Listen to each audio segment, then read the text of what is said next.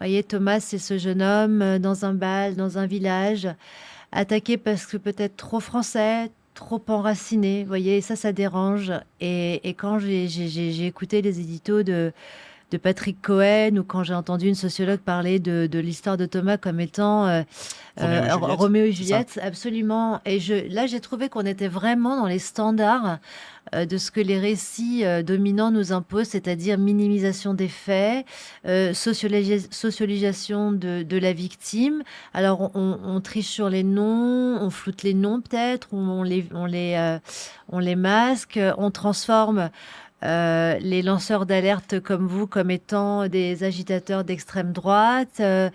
On transforme les faits en amalgame, on transforme la situation réelle en récupération politique ou en jeu de l'extrême droite.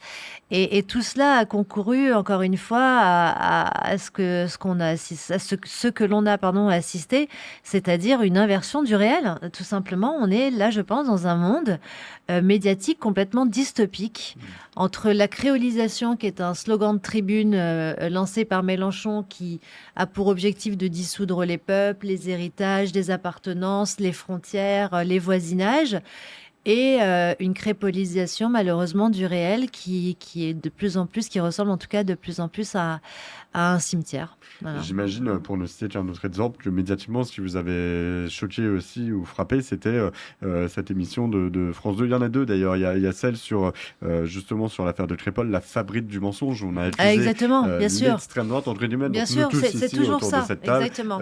d'avoir repris ce fait non pas divers mais de société. Et là, on nous a sorti, on nous a pondu très récemment, sommes-nous tous racistes?